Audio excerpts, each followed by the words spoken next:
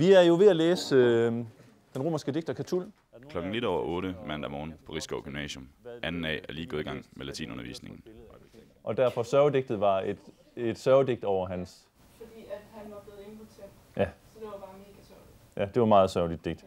A er den første klasse på Risskov Gymnasium, hvor latin indgår som en del af studieretningen. Ducis, duci, ducimus, ducitis, dukunt. Ja, de sproglige nørder. Men altså, vi er jo ikke mere nørder end biologiklassen og kemiklassen. Miser, Catulle, desinas, inep, tire. De griner altid af os, men vi griner også af folk, der har fysik og kemi, for eksempel. Det er ikke sådan alle, der kan, så man skal sådan være lidt high class for at kunne det, og være lidt anderledes måske. Man får for det første en meget udvidet sproglig horisont, en sproglig bevidsthed, som bliver stærkere, fordi latin jo egentlig er et ret forskelligt sprog fra de moderne fremmedsprog, vi ellers kender til. Men samtidig så har den en forbindelse med vores moderne dansk og de fleste europæiske sprog. Så de arbejder rigtig godt sammen, og man får en masse, man kan tage med sig, hvis man skal lære andre sprog. Og candidatus betyder så egentlig bare gjort hvid, eller gjort strålende hvid.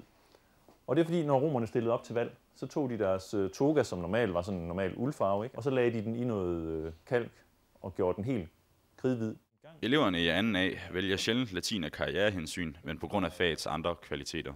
Det udfordrer en på andre niveauer end de andre sprog gør, fordi dem er man vant til, og dem har man altid prøvet. Men latin er ikke ligefrem noget, man lige har prøvet. Jeg kan bruge det sådan til mig selv, til min personlige udvikling. Jeg synes, det var helt vildt svært. Synes du det? Jeg vil sige, puella est bella. Det betyder, at pigen er smuk. Det er ikke særlig indviklet, men det er latin. For latinlærer Jesper Lemke er det ikke overraskende, at eleverne vender tilbage til faget. Eleverne har fået en ny interesse for det. Også fordi det skulle måske lige finde sine ben at stå på efter reformen, hvor det i første omgang havde nogle lidt vanskelige kår. Og Jesper Lemkes job ser ud til at være sikret i lang tid fremover.